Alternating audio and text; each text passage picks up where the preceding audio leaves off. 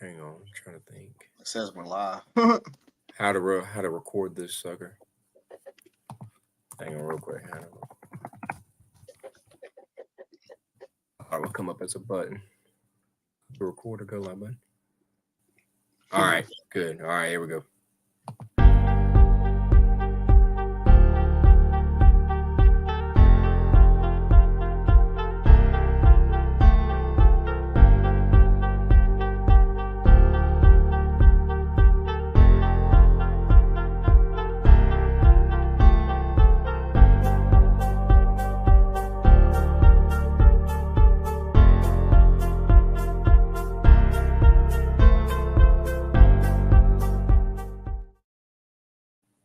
All right. Well, welcome to the new and improved T&T Podcast. We are now streaming to you in a new platform, man. This thing looks pretty nice. It Torres, does.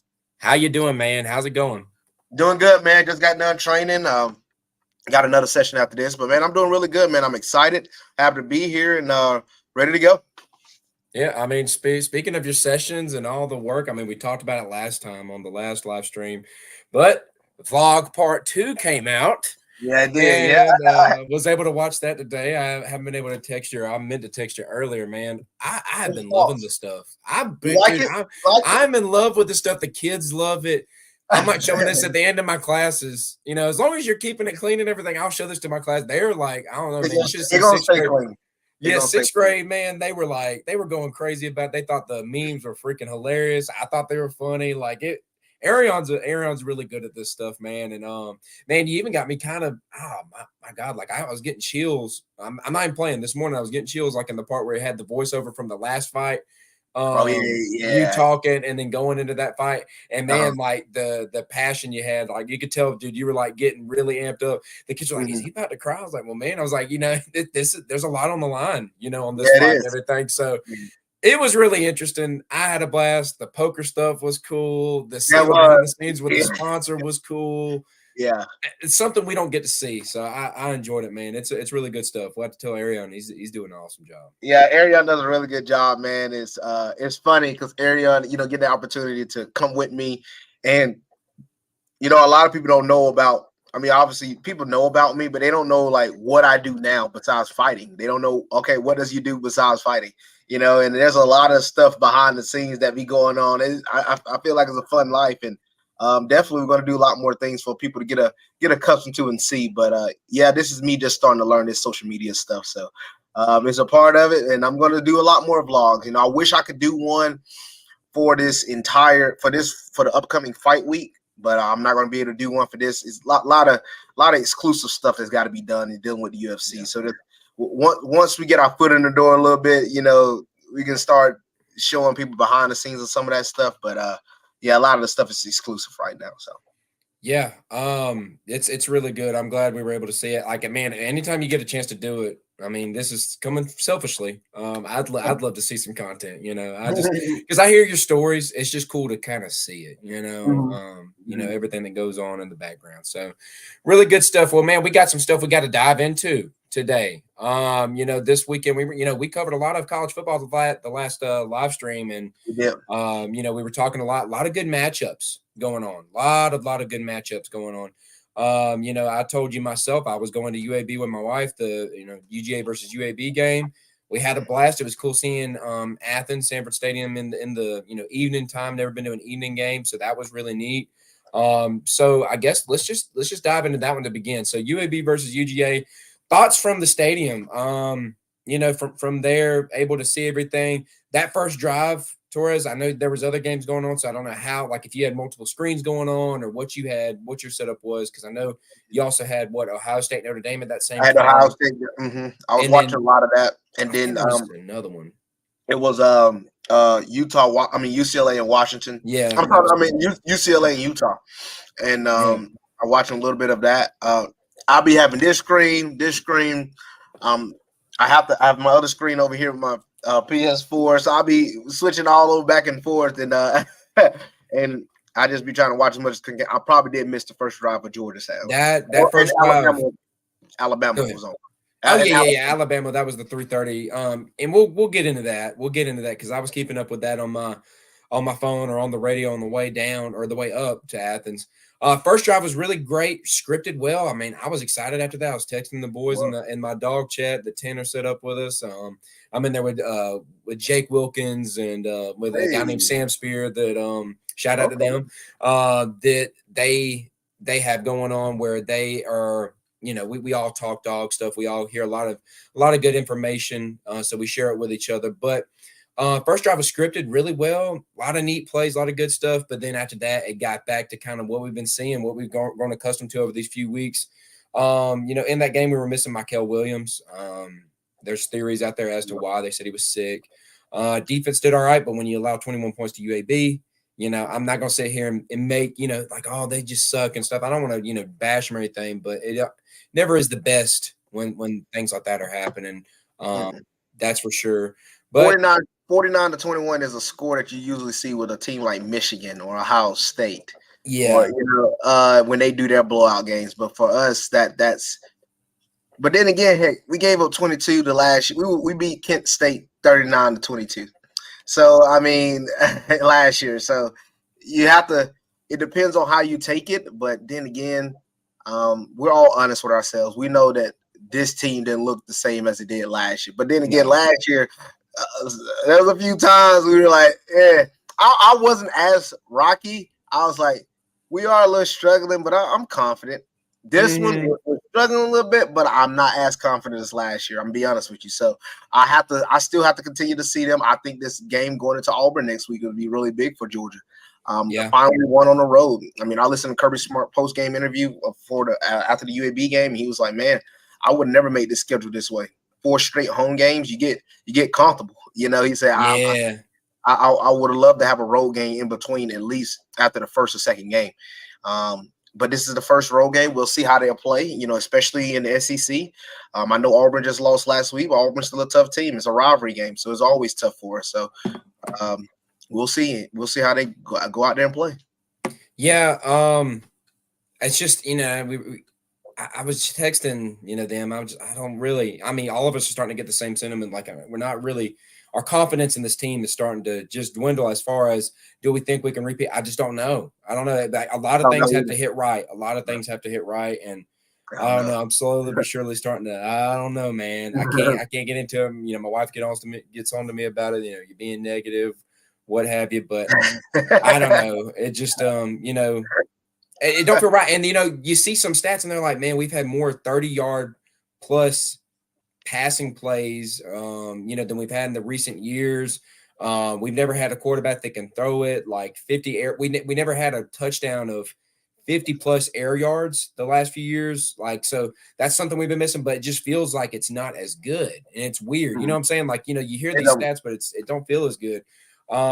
So we'll have to see. I knew going into this, when we were making our picks, I didn't think we were going to cover that 41.5 point, spread. I think is what it was that we were picking against. I was like, I don't know. Even though we have been covering them, just didn't really feel it. But it was cool. I was surprised. I mean, I said the same thing. I mean, I said we weren't going to cover either. I knew we was going to win, but I didn't think we were going to cover. I didn't think UAB would score as much. I thought we would score around 30 and be happy with it, but I didn't.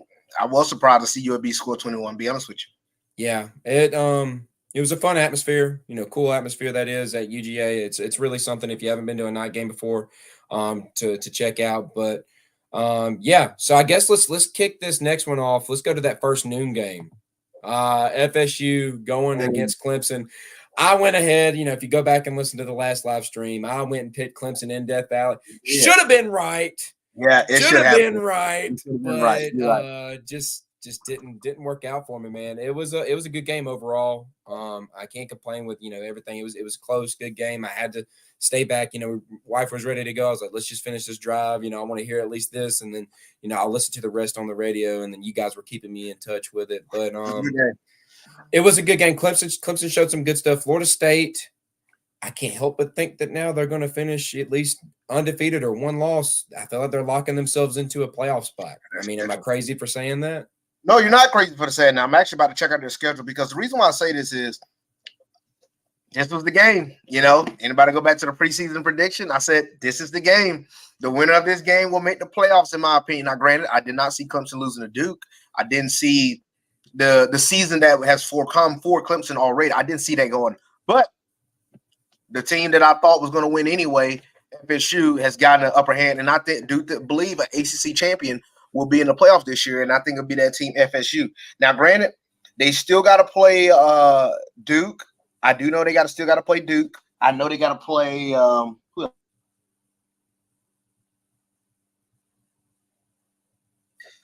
because their schedule is actually not. It's not like all that hard right now. I'm looking at the overall schedule. They ain't really got nobody tough really left to go. If you really want to be honest, they got Virginia Tech, they got Syracuse, who's currently undefeated, but they get to have them at home. Then they got Duke at home, Wake Forest on the road, Miami at home, and then they got Florida on the road. So they got all their tough games at home, and the only one you can also say is tough, you probably don't think it's tough, but it's the Florida one on the road. But it's a rivalry game, so depending on however you look at that. Honestly, the way Florida played Tennessee, if they can come in and kind of make it something like that, I mean, that's toward the end of the year, right? Yeah, that's the last game of the season. Yeah. That might could be something to watch. I mean, honestly, that could be something you could see turn into a game they can make it something. I know I'm not big on Florida this year, but I mean, after what I saw, I kind of have to, you have to, move with the times, and right now they're proven to be that they can pull some games out. They did not look too good against Charlotte. I was just they did not. Looks up on them, and I'm like, how this team beat Tennessee and they look like this against Charlotte? Yeah, I was keeping up with that on the scoreboard at the game, and no, I wasn't really feeling that either. So I mean, any last thoughts about this Clemson, FSU? Clemson now a 2-loss team. It seems like they've played themselves out of playoff contention. I think it's pretty safe to say. I mean, they'll probably have some close games throughout the rest of the season, but Florida State looking pretty good. Last thoughts on that? I think Clemson's going to struggle not only for this season, but I think in the upcoming seasons. Recruiting, we're going to talk about this eventually once we get, but recruiting is going to start changing things, and I think Clemson's going to start lingering away from those recruiting type deals. I think they're going to slowly fall out as one of the top teams every year in recruiting. I think we're going to start seeing this stuff go to different places.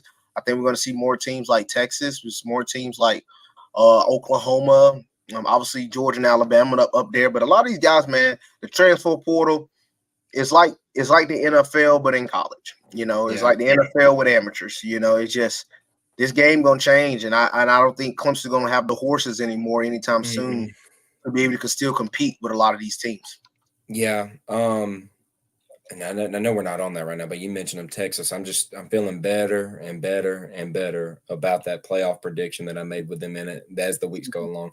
Texas is legit. They really are. Texas is legit. I like what I see with them, man. I really do. So, all right. So that leads us to the next game, one of the big games left on our slate here. I mean, it was a great slate, but Colorado, Oregon, this is another big one. Obviously Torres beat me in the FSU Clemson. I got him in this one, though. I had Oregon, and not only did I pick Oregon, I picked Oregon big. And boy, was I right. I got it. You got to watch how you say some stuff with this. I'm not going to say, because I like seeing Colorado being good, but I even mentioned in the thing that, to me, they needed a loss like this. I think they needed to get popped in the mouth a little bit after how things have kind of stirred up. And it's not bad for the sport. For those people that are saying it's bad for the sport, it's really not bad for the sport. It's drawn a lot more fans. Like, there's been statistics come out showing like how much more revenue college football, the university has been making due to, most eyes ever in a late night game. Who stays up to watch Colorado and Colorado State? Now, people do it now. Exactly. Been it before. I'll tell you that much. Exactly. But this is a big one. This drew a lot of eyes. I don't know how long those eyes stayed on the screen in this one, but I was listening to some of it on the radio. That's the best way I could do it. But I think they needed it. Are you buying anything into? I know you sent me the speech. They're playing for clicks. We're playing for wins. Kind of thing. Are you buying into any of this sentiment coming out? Things between Dion and Lanning and all. What are you thinking here, Tyler? We got to Well, watch how we say stuff now because, no, I'm not gonna if watch you say anything. things the Look, wrong way nowadays with this kind of thing, I'm like this. Look. I live in the MMA world. I look. We got a guy named Sean Strickland in the MMA world that says whatever he wants and dare for anybody to speak. Like, there's no such thing as And I cancel guess, around. you got Izzy coming up to him, calling him an N-word, so, Yeah, exactly. the whole time. Exactly. So like people don't say that heck, Mike Perry, he's white and he says the N-word. He was like, well, I'm 1% African. He's come on, dude. Like, oh yeah, my, like let me tell you something. I'm just gonna tell you something. All right. The whole racial thing that is being brought up with this is already stupid in itself. All right, I played football for a long time. I have played in a lot. Anybody that has played football in a locker room understands and sit here and understands and knows that while you're in there playing football, the coach is going to use anything, the other team to get you hyped up. Yeah.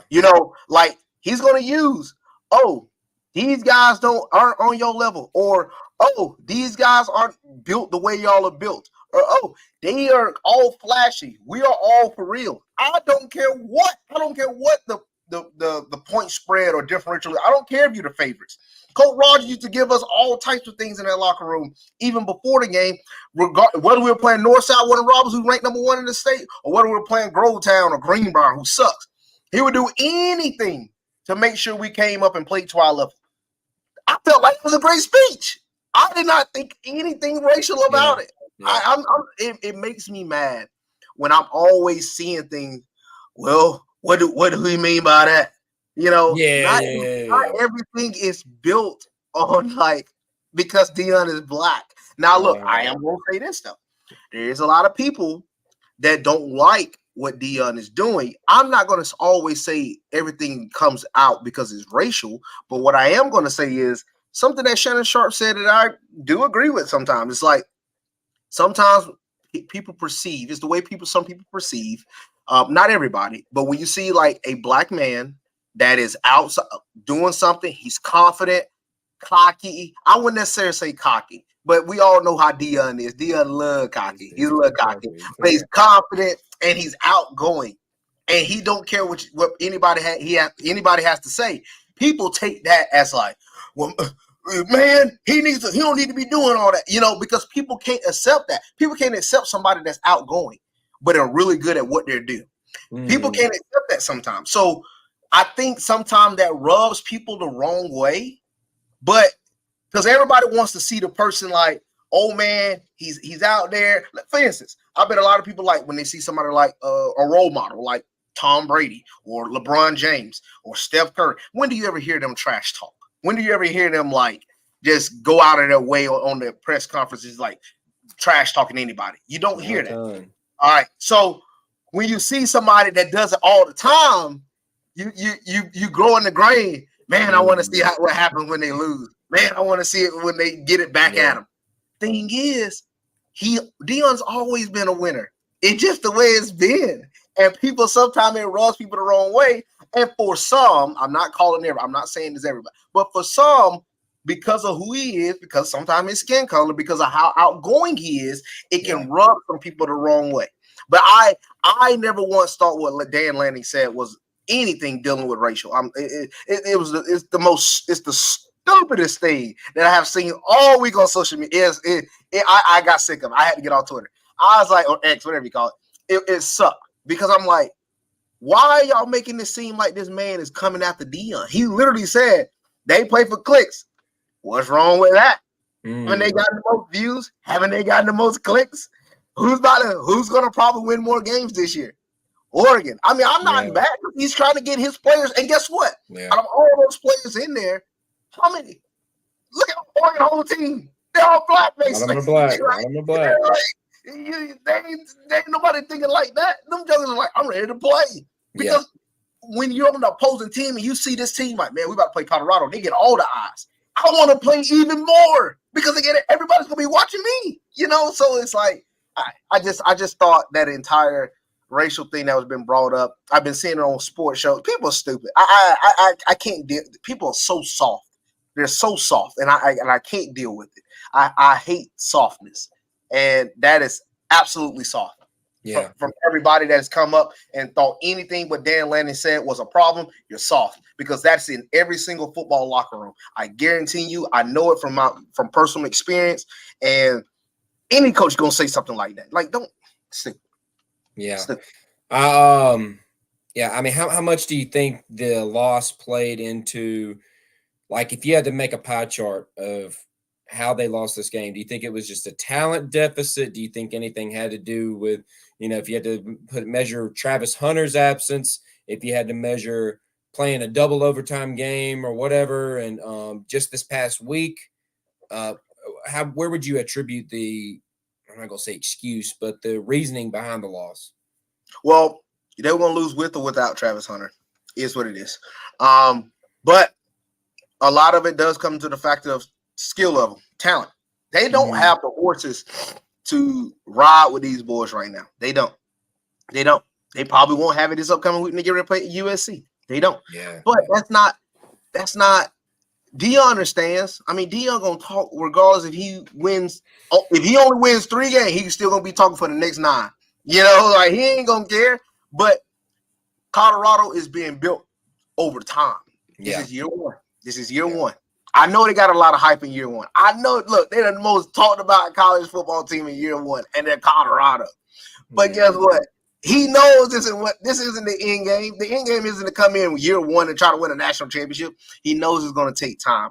Plus, over these next few years, we about to have 12 teams in the playoffs. He's about to start making the playoffs. Yeah, he's going to be making it. So, it's going to be we got a long way to go. I'm excited for Colorado. That's one of those teams where I'm just like, man, I'm going to tune in. I'm going to watch USC. I'm going to watch when they play Arizona State. I'm going to watch when they play Stanford. I'm going to watch when they play the sorry teams and the good teams. Like, he got me invested. I like what he brings to the table. I would have never thought I'd be watching it every single game for freaking Colorado.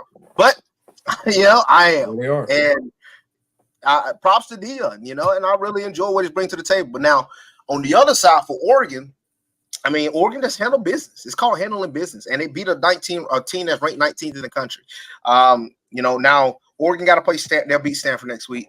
But then after that, they got to play Washington in 2 weeks, 3 weeks, because they got to bye.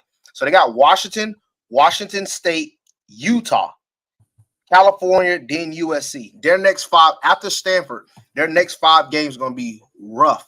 So we're going to really see what Oregon is all about in these upcoming games throughout the weeks. We're going to see, because they're playing after Stanford, they're playing a ranked team every single week. So we're going to really see what they're all about. Yeah.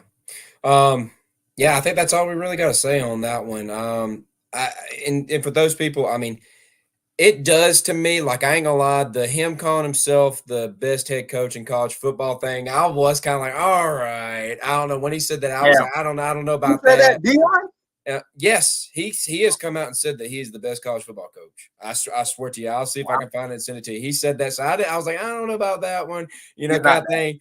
And then, I think the players were starting to get a little too big for the britches, is how I've been saying it. The way they've been acting, I think a lot of the outside influence of stuff, the rappers in the in the locker rooms, all that kind of stuff. You got to be like, that's okay with year 1. That's okay with year 1. Eventually, that is going to get cleaned up. I think it's fine for this year because it's attracting talent. He's just he's doing the right thing as far as trying to build that program, because this program is getting all the eyes, all the attention. These young players are seeing, what this is like, all this publicity, all this, these views and things like that you can get if you go there. He's going about the right. He's going to attract the talent. He's already got some decent talent there. He's going to get even more. So you're right. He's building this thing good for the future. Well, and I'm going to tell you this one thing. It's a community thing as well. So you got to remember, he grew up flashy. Dion came into the NFL flashy. Now, he didn't grow up rich. I'm not saying, but I'm saying, like, when he got that money, he was going. When he got that money, he became flashy. He's going to coach the same way. Mm-hmm. You just got to accept. And look, people used to. I mean, I was looking at a bunch of comments. People used to like, man, I didn't like Dion when he played, but I'm really now liking him because they didn't like flash. Because that's all you saw.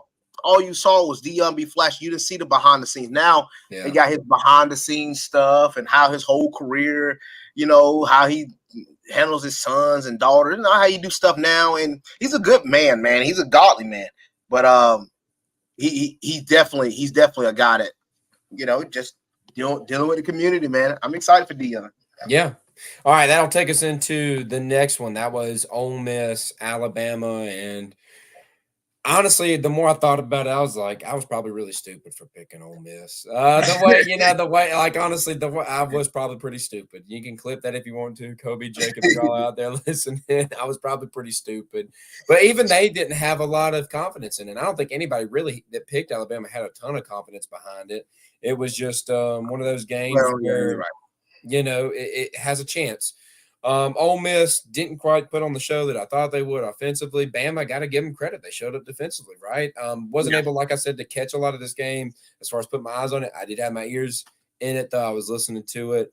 The only thing they got to do, I mean, I think defensively they do have enough where they can stay in games. The offense has to catch up, and as we know, it just may not be this year just due to the quarterback situation. I mean, I was listening to it. You can ask my wife. We were driving up to Athens. I was listening to it, and then I hear, "Oh, and they blocked the punt. They'll have it at the 1 yard line." I was like, we can go ahead and switch this. I switched it back. I switched it back because she did not want to listen to that. That's the last thing she wanted to listen to. She wanted to listen to music. I was getting pissed off because I'm like, man, I want to listen to these games. I was like, you just put it back on your music. I was like, I already know what's going to happen here. They're going to punch this thing in and go from there. No, sure enough, Torres texted me. No, they weren't able to. It's at the 30 or something now. They had like something happen. He snapped it over his head. So it got sacked. Then a holding call. Got sacked. All that kind of stuff. So it sounds like it's going to be a work. As far as a work in progress this year, offensively, defensively, I do think they can have enough. I think you can catch them on the right days to where they'll be good. I still do see some kinks, with that team as far as I still see some things that can be exposed, but I mean, shoot, even Georgia has that. We got some spots that can be exposed. Should somebody come at it the right way, but yeah, pretty good game here. Take me through what you witnessed since you were actually able to have eyes on it. Well, Alabama looked better defensively. Look, I know a lot of people keep talking about Alabama has this elite defense. I'm going to say something that people might call me crazy on. I disagree. Reason why I say that they have the talent. I didn't say elite. I do think they have a good enough though to where you're not the one, dude. You're not the only one. I don't know. Yeah. Some of the Alabama fans here, I heard Kobe say elite. I did hear him say that. I'm not going to that level. I'm not going to say elite. And the reason why I'm not going to say elite, I don't think it's elite. These guys have now mistakes have happened, but man, Dart in that game, he was making some stupid throws, and I'm like, bro, you have an opportunity to tie the game, or you have an opportunity to take the lead. Like it was just a lot of bad decision making, by the quarterback, or even when USF played them, driving down the field, having opportunities at field goals.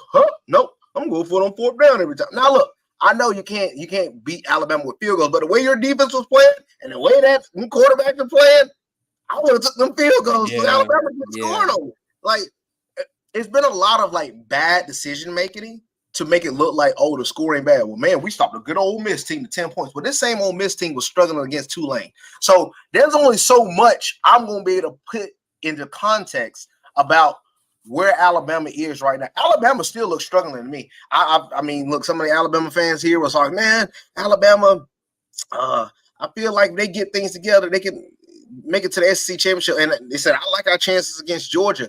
And I'm seeing like, look, I know Georgia ain't the best of teams right now. I'm not saying I know we're ranked number one, but I know we're not at our peak. But what I am going to say is I am not bought in yet to Jalen Milroe. He still made a plethora of mistakes against Ole Miss. They got covered up because of the mistakes Ole Miss was making. But Alabama, you didn't look. You played better. Yeah. You still got them guys are still getting bullied at the line of scrimmage. Like, I don't see what these guys are looking at. Because I watched the whole game. I don't see the confidence of, man, we're going to be fine. No, we're not. Now, yes, I think Jalen Milroe will continue to get better throughout the season. But I'm excited to see them play Texas A&M, man. I'm really excited to see them play Texas A&M because I think they're going to struggle. I really do believe they're going to struggle. I really do believe that. Um, yeah, yeah. I'm not willing to go elite. I do think they have a good enough when they have a good day. I just don't know if you're going to get all the players collectively doing what they need to do on any given day. That was a pretty good day by them. What I saw when I was able to pull up to the tailgate, I was seeing sacks. I was seeing good things like that coming from them. I think if you catch them on the right day, they can have a decent defense. I just don't know, if it's going to be a consistent thing this year. So let's I got a question. Do you still see 3 losses for Alabama?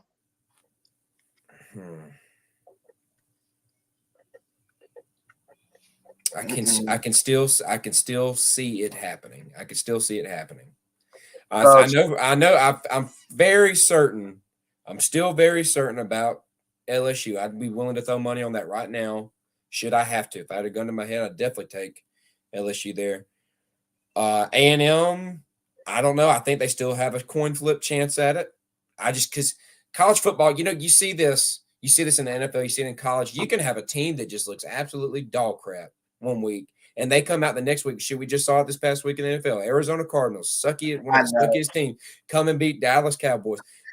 I honestly think, we have, just like in NFL, you have it in college too. Like A&M, like it'd be such an A&M thing for them to do, to come out and beat Bama and then the next week just suck against whoever it is, like some lower ranked team. You know what I'm saying? So I could see that happening. I could also see it's hard to say like Arkansas, even though Arkansas, we had to mention that game. Arkansas and LSU. Arkansas pushed LSU to the absolute brink this past week. Well, see, that's what I think is a little wishy-washy in my opinion, is LSU a little bit. They're like, I'm confident. I think they slept on that game. I really do. I think they slept on that Arkansas team. Arkansas hadn't been looking good up to that point. I think they came in. I think they're one of those teams they had to get woke up. I think they get up for the big ones. At least they did for at least a half against Florida State. And then I think they overlook the ones that they ought to beat. I still feel pretty good about LSU. I mean, their next 2 games gonna be rough. I mean, they got on the road to Ole Miss and then on the road to Missouri.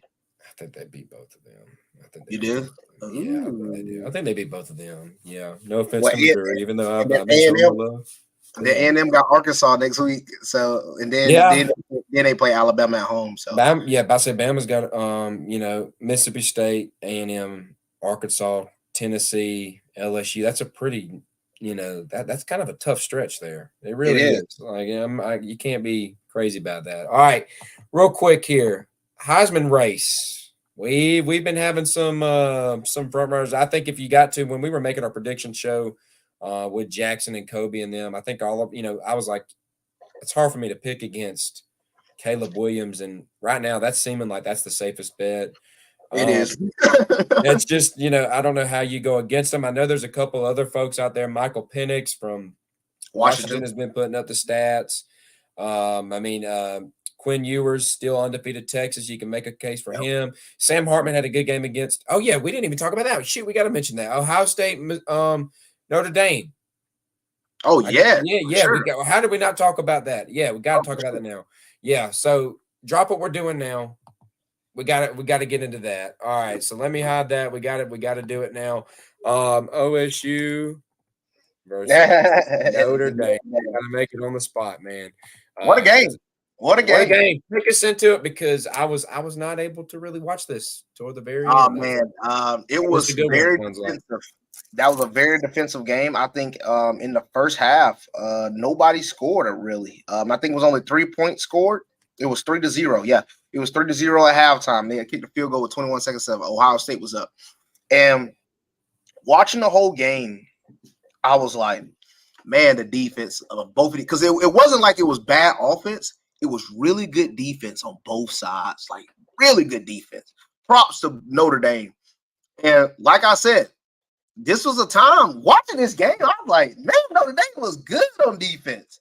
And there were some things offensively they wasn't connecting, because Ohio State made a lot of really good plays.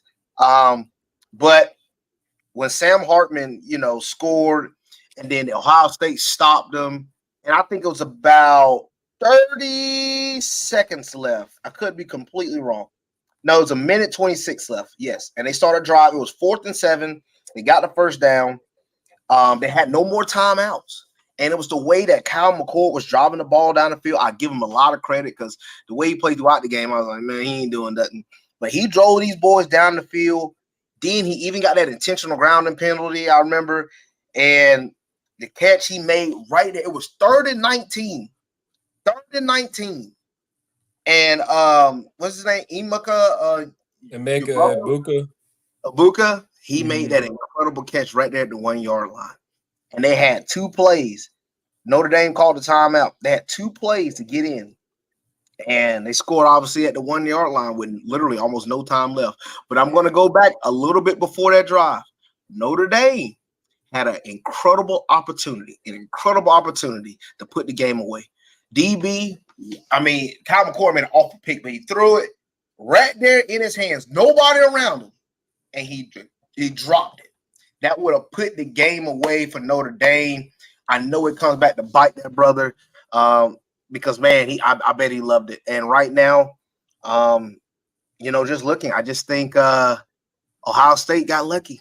At first when Jackson and Kobe was telling me a lot about Penn State, I'm leaning. I wasn't convinced, but I am now convinced. I think Penn State might take the boys out because I'm not at Ohio State or at Ohio State this year. Well, it's actually at Ohio State. And Penn State go in there and win that one, they deserve it.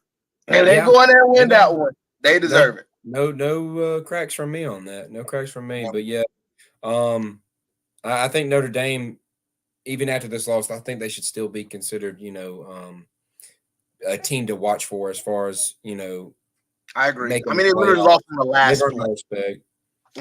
Because next week they're only ranked 11th. It's not like they ain't got a shot. Next week they got to play Duke, who's ranked number 17, on the road. If they go on the road and beat an undefeated Duke team, then they got to play USC at home. That's a tough game. Still got to go on the road and play Clemson. I know Clemson ain't what they are, and Clemson not ranked, but still a game. Yeah, it's still a game. You beat those 3 teams.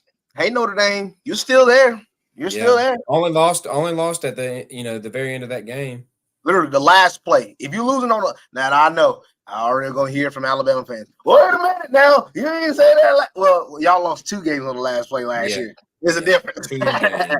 Yeah. Well, we lost that would have been unprecedented. A 2-loss team, in the college football playoffs. So two different things. All right, so to pick back up where we were leaving off, though, Heisman race, we mentioned Caleb Williams, Michael Penix, Quinn Ewers, Sam Hartman, Jordan Travis is in the mix. You can say Shadur Sanders, Bo Nix. Those are all, I think, the top ones if you had to kind of pick at it. You still sticking to your guns with Caleb Williams? I'm sticking with Caleb Williams otherwise. He's the best player. He'll repeat. He looks so freaking good. That Joker's the reason I'm – He has 12 touchdowns. No, take it back. He has 1,200 yards, 15 touchdowns, no interceptions. You tell me if he ain't MVP. The Heisman. He's awesome. He saves my college fantasy team every week. He puts on a show for me. I'm trying to get the rest of my team up to par, but he's the key to everything, key to my success. I've been doing really good in college football. Yes, you have. You beat me the other day. So, I've been killing it, man. Bastard. All right, so that will take us into our college football week 5 picks. So let's go ahead and let's make our picks for this week. Let's take a look at some of the games. Let's pick some of the highlight games of this week and go from there. I guess we kick it off really Friday night. You got number 10 Utah going to face the 3-1, who I picked wrong. I'm sorry. Oregon State. The number 19 Oregon State. Oregon State's a 3-point favorite at home. I feel good about Oregon State bouncing back from a loss. Utah, I'm still not all the way sold. Maybe after this one I will be if they win this one. But Oregon State, I feel pretty good about it. Them playing at home, bounce back game for them. They got to win this if they want to stay in contention. Utah still just ain't there. And, me and you were talking Saturday, and you were like, hey, man, I saw where the quarterback's out. Yeah, he's still out. The tight end's still out. It's crazy they're still winning these games in this fashion. But I think this one Oregon State might be too much. So I'm going to go Oregon State here. What about you? Well, let me tell you the reason why Utah's winning these games is because it's defensive. It's Their defense. defense Yeah, they actually have a is defense. the real deal. I thought it was more of like, man, look how bad Florida was. Now, granted, Florida ain't shown ain't that much better on offense, but Utah has looked really good defensively. I mean, the most anybody that scored on them was Baylor. They haven't scored much, but they beat Baylor 20-13. That's the most anybody that scored them with 13 points. I know Oregon State scored 35 last week against Washington State in a really close game, but I don't see, even though it's on the road, that's the thing, it's on the road, but I still don't think Oregon State's going to drop that many points on them. I think it's going to be another defensive game, and I feel like Utah's going to find a way to pull it out. I'm going to take Utah now. All right, so then let's take it to the next game. I guess since we're mutually invested in this one, take us into Georgia going to Auburn. I want to hear what you have to say on it. Well, Georgia, I think this is going to be a really interesting game, man. Especially with Auburn coming back. They just lost to Texas A&M. Really tough game. But my problem with Auburn, when I was watching a little bit of that game, they don't know who they want at quarterback. Young boys went through 3 different quarterbacks last week. Peyton Thorne, Holden Grinner, Robbie Ashford.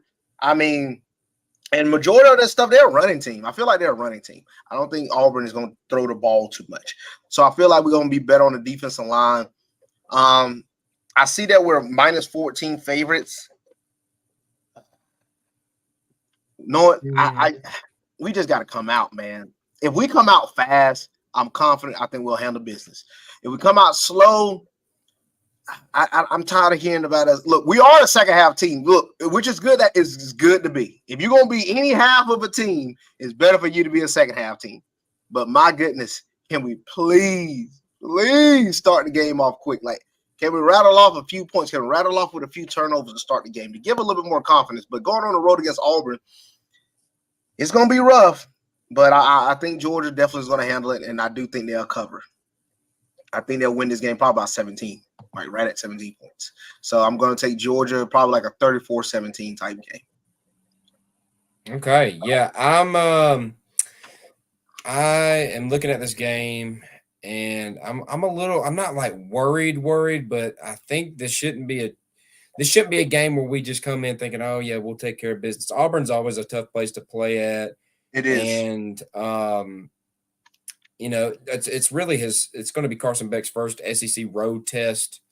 So always causes a little bit of concern. We will be at full strength defensively. I've seen some stuff out there that I think, Bullitt will be back, Michael Williams will be back, all these guys will be back. So that'll be good. Lam McConkey is going to be practicing this week. We'll see if he can play. That kind of thing. So I do think, I'm thinking we're going to pull this one out. I think we got enough in the tank to where we're going to win it. It's just a matter of we end up covering it. And I got to think we end up covering this one. Josh Pate, who I reference here on the show a good bit, but he does the Late Kick podcast. He's been going to games every week. The past 2 weeks, it's come down to the last play of the game. Last week was at Notre Dame, Ohio State. The week before was Missouri, Kansas State. So I'm hoping that trend don't happen this week as he's going to be at Auburn, Georgia. So, yeah, hopefully he don't bring that bad juju our way. Torres, take us into USC, Colorado. I know you were mentioning that one earlier, but let's hear a little bit more about it. Well, looking at USC, Colorado, man, I did make a bold prediction, and I said I don't think they were going to lose both of these games. I thought they were going to lose one or the other, but I'm going to be honest with you, man. I'm going to have to bite back on my words. And the reason why I say that is because Colorado ain't got the – when I watched them play Oregon, they're small. I think they're too small, especially on that line and defense and offensive line. They was getting bullied. Their tackling is a little atrocious. They got to work better on defensively on tackling. I just think Colorado don't have the weapons to really go. And with Travis Hunter being out, I mean, he's a huge piece. He can fly around the ball. He can make a lot of incredible catches. And that's crazy that you're sitting here depending on a man to play both sides like this is high school, but he is that type of player for Colorado. And without him, I think they are going to struggle a little bit against USC. USC going to be able to score them boys. Like, we talking about Oregon. Jesus. USC going to be able to score. And I think it's going to be a little rough. But I'm going to tell you one thing. I'm not as confident in USC defense as I am in Oregon's. Oregon actually had a really good defense. I don't think USC has the defense Oregon has. Now I know you might be like, well, Oregon gave up 30 to Texas Tech. Yeah, but Texas Tech, I think that was a little bit of an off game for Oregon. I think we're going to see a little bit better domination for them when they get ready to go on the road play Stanford. But I don't think USC has the defense to be able to stop. I think Colorado puts on more than 6 points than like they did against Oregon. But I do believe USC will still go in and get the win. This game will be much closer than what it was against Oregon. And I actually, if it gets close, don't give them a chance. But I think USC still pulls it out. Okay. So you said even with the 21.5 point, you taking them to stay within those 21.5 points on this game? Yes. I think USC wins, but I think they won't beat them by 21.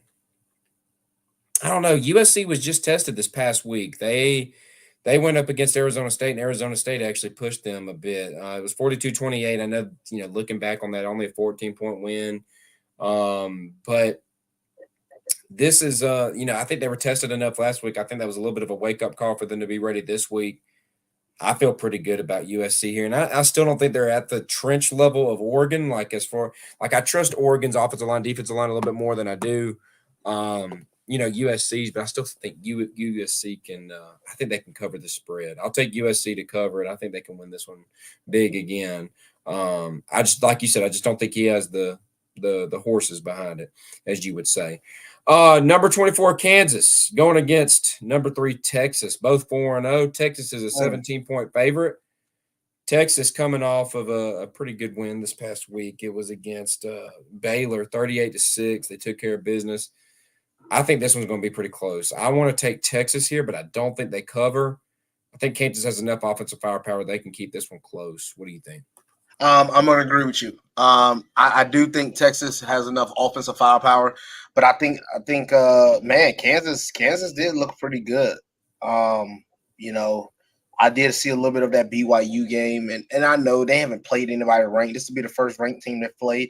But with this game being on the road, I think that would be hard for Kansas. That's going to be a tough game for Kansas. But man, their defense was out there flying around. It was hitting, boy. That play, that guy, he hit the receiver, then picked the ball up and knocked his helmet off, picked the ball up and scored. And I'm glad they didn't call a flag on it. But man, what an incredible play. But I'm going with Texas as well. I think Texas, I think this game will be close.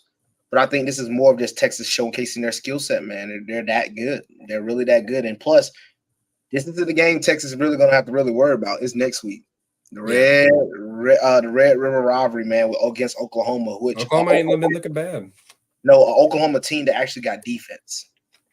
Hey, that's different. It was bound to happen at some point when they got Brent Venables. That's right. See, with Brent Venable, he got them boys. I know he came from Clemson, defensive coordinator, but he got them boys playing some defense. And I think that's the game. They can't overlook Kansas, but that's the game they're going to definitely be mindful of. I think they come here and handle business. I don't think they cover, but I think they still handle business. And I think next week against Oklahoma, that's going to be the game. Yeah. All right, that'll lead us into number 13 LSU going to Ole Miss. Number 20 Ole Miss coming off the loss to Bama. Of course, LSU has the one loss to Florida State. LSU's a 2.5-point favorite coming off that slim win against Arkansas this past week. Ole Miss, like we talked about, it was kind of ugly. It was an ugly week, and I don't know. I didn't see enough, didn't hear enough to really get behind it myself. But LSU, I still believe in them. I know people think I'm crazy for still believing in this team, but I think LSU, I think they'll be able to. I think that was enough of a wake-up call this past week. I think they can come in and take care of business. LSU can put up points. They can get some stops as well. I feel pretty good about LSU covering 2.5 points. Right now, that's the spread. LSU's favored by 2.5. I think they cover that. What about you?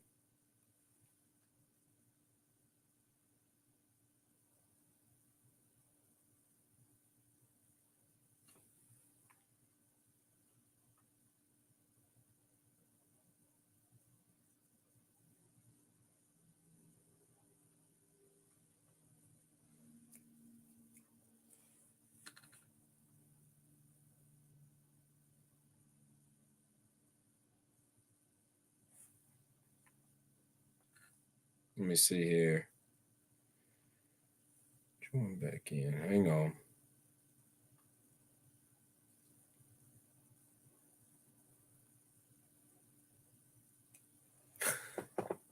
All right. If you have any comments out there and you're watching, feel free to hit it up. I'll answer in the meantime while we're getting Torres straightened back out. But for right now, from what I'm seeing, this week feels like a pretty good week still for college football. All right, there he is. He's back in business. I had a Wi-Fi problem. I was wondering, like, what the freak? But yeah, you all good. So what were you saying though? What were you talking? We were talking about Ole Miss and LSU, right? Yes, Ole Miss, LSU. So Ole Miss, especially with a lot of these SEC teams.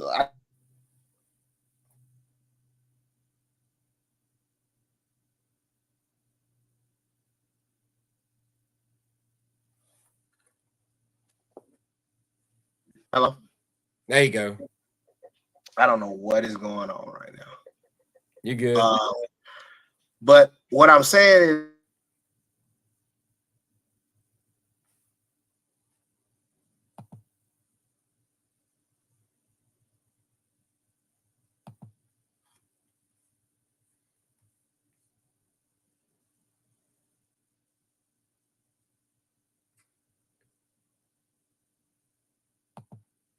all right, so while Torres is figuring that out, we'll look at some of the comments. I see Craig, good friend of the show, that actually has talked me into Missouri this year. I've gone on record multiple times talking about this guy and how he was able to talk me into what is Mizzou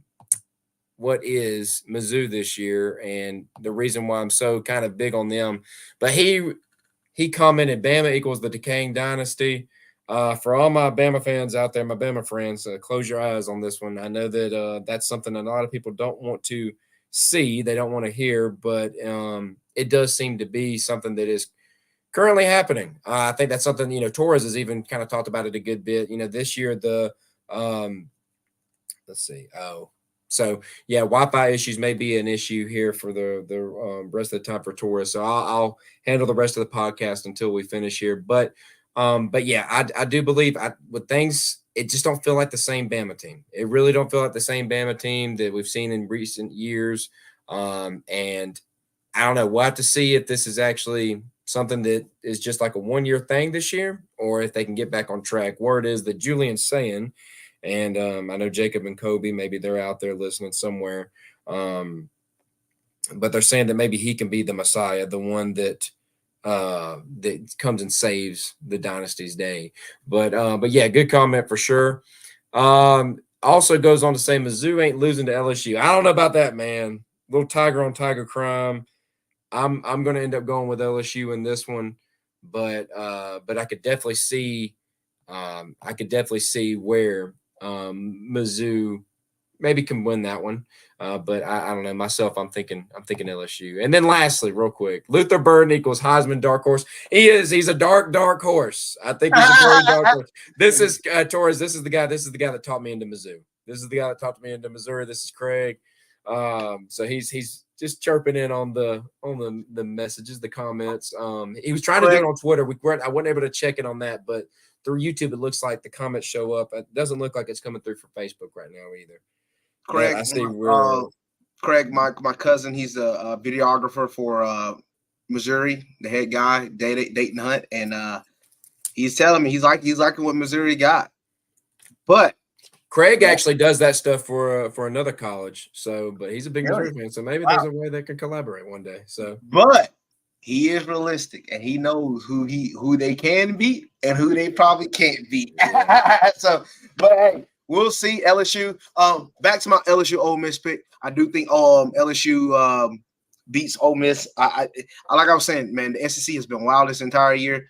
Parity is going crazy. I do think Ole Miss could give them problems, man. But like you say, they did look a little bit overlook Arkansas. But with them going on the road, back-to-back tough games, you got on the road against Ole Miss, on the road against Missouri, and then on the road against Auburn. So it is it's interesting. It's rough. It's going to be a rough next 3 games for LSU. Yeah. It goes on to say Mizzou's media crew is going crazy this year, so shout out to your cousin. I know, man. He's known for them stuff, dude. He's really good at him, Arion. Those guys are so good at like. They just got a niche for it, man. Like, when you just got that eye. Like, I couldn't even come close to think about half of the ideas they come up with within those videos, but they can do it, man. And props to them. Yeah. Craig, if you get a chance, go check out the vlog, part 1, part 2 from Torres. It's pretty neat stuff. All right, so I guess we could pick this one. Number 11, Notre Dame, 4-1, going against number 17, Duke at Duke. Notre Dame's a 5.5-point favorite. I would bang Notre Dame all day to come back swinging after a tough loss like that. I got them all day and night. What about you? Yeah, love you, John Tay, but I'm going Notre Dame on this one. Yeah.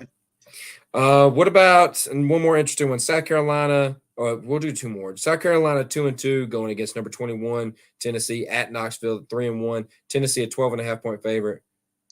12.5. I do think they're susceptible on defense. Tennessee is. Tennessee ain't good, man. Tennessee's not good, man. I might pick South Carolina with them points. I think I actually am. I'm about to say they're not. I mean, they could shock me, but they thought Joe Milton was going to come in and be what Hendon Hooker was, and boy, were they vastly mistaken. I thought he might be better, because he can throw it. Remember, 100 yards. He can throw the football forever, man. I watched a little bit of Austin P, man. He don't look good. He don't look that good. All right, last one. Number 12, Alabama, 3-1, going against Mississippi State at Mississippi State, 2-2. Alabama is a 14.5-point favorite. The last big game Mississippi State had, that was against LSU, and they did not show up for that game. It was very awful. They did lose to South Carolina this past week, 37-30. God, 14.5 points, the way that Alabama's been playing. I think I might take Mississippi State with the points, not to win, but just to stay within 14.5 points. I think that's I feel like I'd pick that. I don't know if Alabama can pull away, man. I just don't know if they have the guns anymore. Mississippi State offense don't really it don't move me, but we'll see, man. I don't know, man. Alabama's so wishy-washy. Like, you watch Alabama game, you're like, okay. And then this entire year, besides the first game of the year, man, when they were all getting happy about freaking MTSU, they have not looked good. I don't care what nobody says. Yeah, we heard all about that. And then they don't look good. I don't care what elite defense y'all talking about, but Alabama is not it this year. And I'm going to take Alabama to win. I do think they cover. But this is not the game I'm worried about. I can't wait till they play Texas A&M next week. I'm sticking with it. I think Texas A&M still beats them. Okay. Yeah, I feel pretty good about it. All right. Well, that's the end of the college football. So real quick, I know you got to get any closing thoughts on college football? No, man. Look, like I said, this is one of those years where it's 50-50 on who wins. I don't know who wins. I don't know who, most of the time about week 4, week 5, we have a good look about, okay, this team probably is that national title type team. Mm-hmm. I hadn't seen it yet. You might think Texas is that type of team. I think they're a top 4 team. I really do. I do believe they're a top 4 team. I'm not high on Michigan. Still not as high. No. I'm usually high on Ohio State. I usually like Ohio State. I'm not high on Ohio State this year. We'll see. I think Oregon. I think we could see Oregon make a play. We could, or like I said, the next 5 to 6 weeks, they're playing a lot of really hard teams in their conference, and we'll see. They'll be tested. I don't know, man. I think FSU, we have to see more because I'm not sold on FSU is good. They're good, but they've had too many close games with really teams you think they should do a little bit better, like that Boston College at home. It should have came down to literally the last play of the game, but they're still learning and getting their stuff together. We'll see, but there's no outright winner right now. And even with me being a Georgia fan, Georgia is not outright right now. I can't honestly say it. So yeah, well, I know you're about to get back to training. It's a close thing. Last thing you could tell us here, your Steelers pulling out the win against the Raiders last night. How you feeling? Shocked. Is Kenny Pickett the truth? Let me tell you something about these Steelers. Mike Tomlin gonna win games. Mike Tomlin gonna win games. Even when there's times I'm sitting here like, hey, I didn't think we were gonna beat the Raiders. I had a friend, he told me to do a whole parlay, help him out with a parlay. And he said, you think your Steelers gonna beat the Raiders? I said, no, we ain't gonna be on the going road and beat the Raiders. Was I mistaken? Because Jimmy Garoppolo looked like absolute butt. So Kenny Pickett, he surprised me a little bit yesterday, but our defense is what makes us. Dude, that defense is incredible, right? That Steelers defense, oh my gosh. Like, them boys get after it. And if it weren't for our defense, we would suck. We literally might be 3-1 next week because we got to go on the road to play Texans. We might start the season off 3-1 in the most ugliest way. But it's Mike Tomlin and the Steelers. You can never count us out. I'm surprised. Yeah. Not surprised, really. Yeah. Surprised we won, but not surprised. All right. So training time it is. Thank you guys for tuning in today. We appreciate all the support from you guys. Thank you for dealing with us through the little kinks we're working out. It's a new program we're using here. We're learning. Wasn't able to see some of the comments. Was able to see it on YouTube. Wasn't able to see them from X. Wasn't able to see them from Facebook. So I'm going to try to work this out to where I'll be able to see them in the comment section over here in our studio for this. So, but thank you guys for bearing with us. We do like the new things. If you have any suggestions, comments you want to send our way, feel free to do so. For those of y'all listening on podcast platform, we appreciate you guys listening there as well. We are on Spotify, Apple Podcasts, anywhere you can really listen to podcasts. We appreciate you guys so much. And appreciate all the support. Thank y'all for listening today. And as always, we'll see you next time. Boom, boom. We appreciate you guys so much.